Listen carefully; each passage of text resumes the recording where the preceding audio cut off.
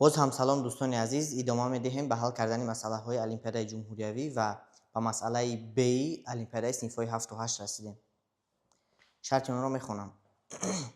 дар яке аз рӯзҳои зебои офтобӣ Аҳмад бо рафиқонаш бозӣ мекарданд. Аҳмад сониясанҷӣ дошт ва хост ки суръати давидани худро бо воҳидҳои гуногун чен кунад. ӯ сониясанҷро ба рафиқаш дод, то ки рафиқаш вақти давидани Аҳмадро аз назди дарахт то назди дарвозаи хонаашон қайд кунад. Аҳмад пеш аз давидан ҳисоб кард, ки масофа аз назди дарахт то назди дарвозаи хонаашон ба 166 қадам баробар аст ва гуфт, ки дарозии қадамаш ба 60 сантиметр баробар аст. яъне ки масофаи байни аз назди дарахт то назди дарвозаи хонаашон 166 қадам. 166 қадам ва дарозии қадамаш эли 0 баробар аст ба 60 сантиметр.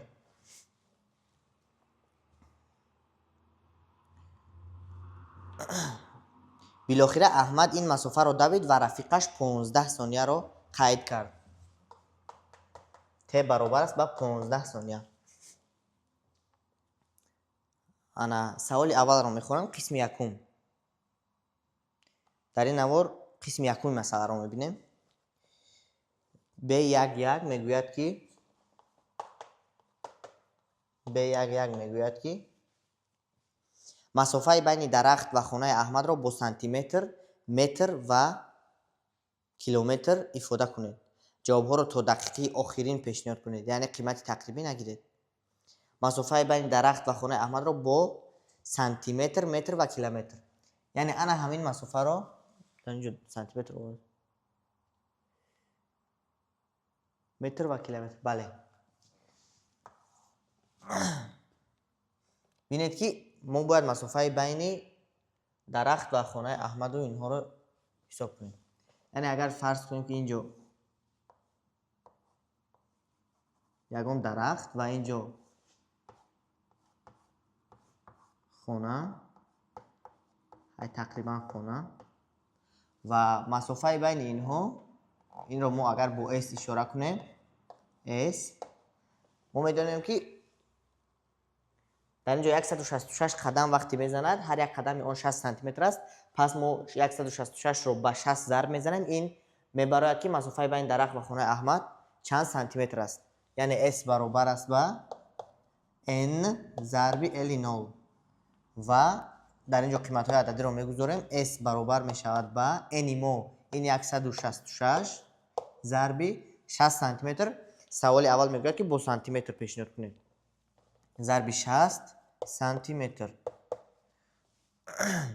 бинед дар инҷо 6 кара 6 36, 6 3 дарёд бо 6 кара 6 36 бо 3 39, 9 бо 3 дарёд 1 кара 6 6 бо 3 дигар 9 ва инҷо як сифри дигар сантиметр. 9960 сантиметр мешудааст. шумо боз як бор дигар санҷед.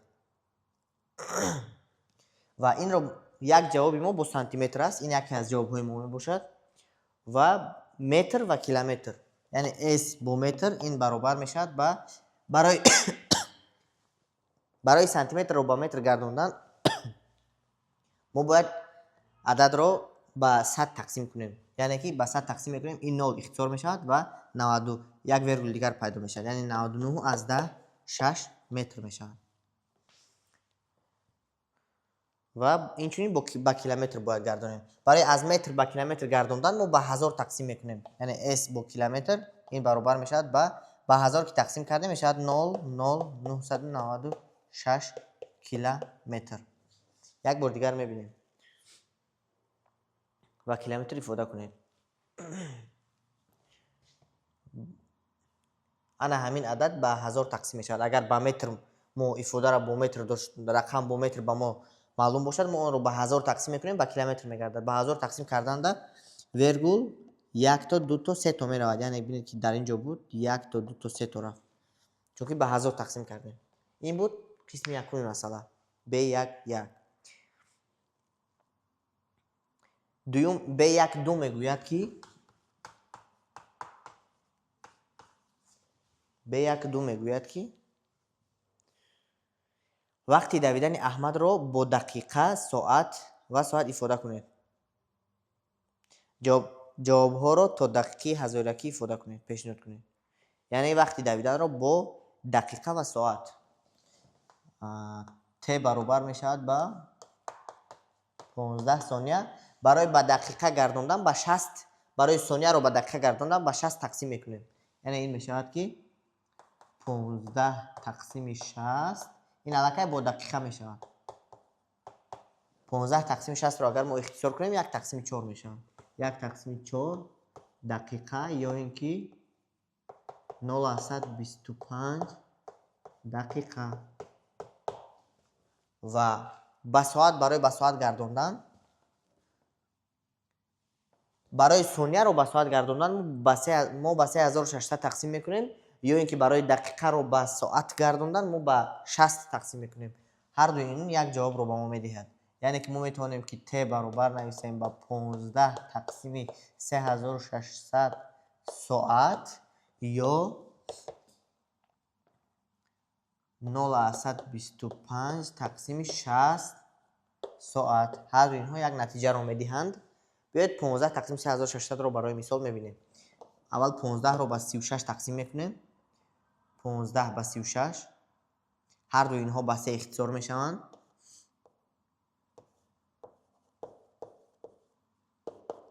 15 ин 5 зарби 3 аст. 36 бошад. биёед инҷа менависам 5 зарби 3. ин бошад 3 зарби 12 ё ин ки 1200. инҳо ихтисор мешаванд 3ҳо. 5 тақсими 1200.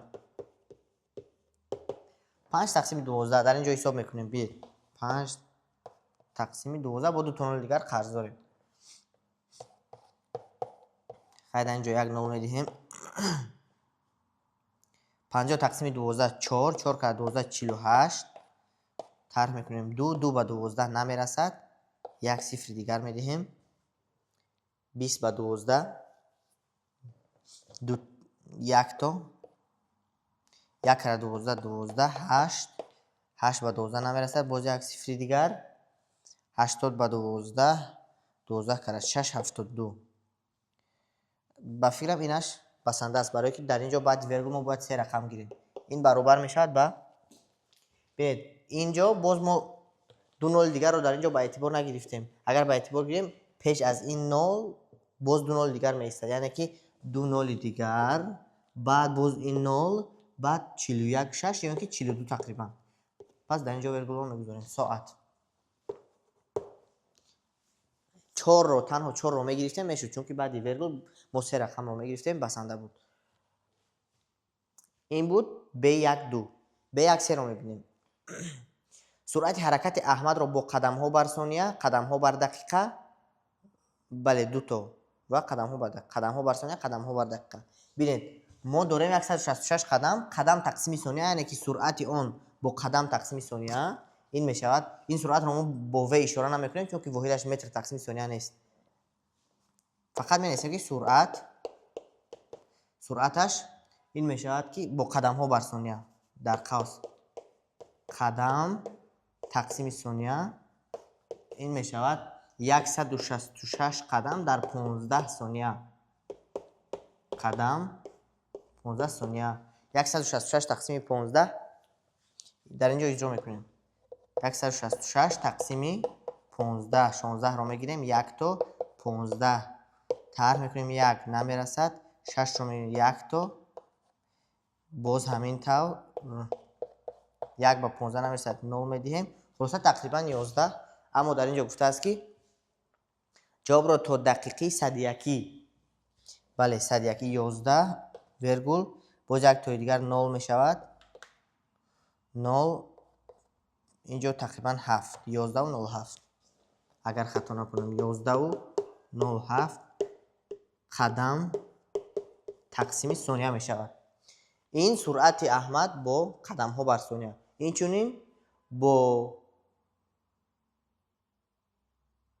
бо қадамҳо бар дақиқа, боз ҳамин қадам, яъне суръат бо қадамҳо бар дақиқа. ин воҳиди суръат дар системаи си нест, қадам бар дақиқа, қадам бар сония.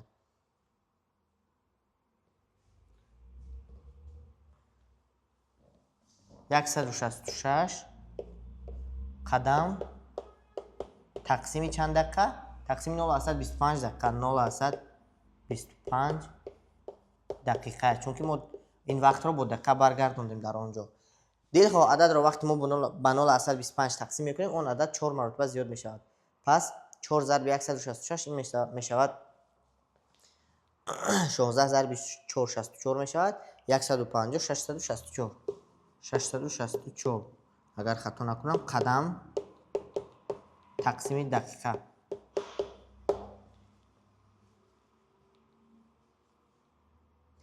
این بود قسم یکم مسئله B المپیادای جمهوری خوانندگان صنف‌های 7 و 8.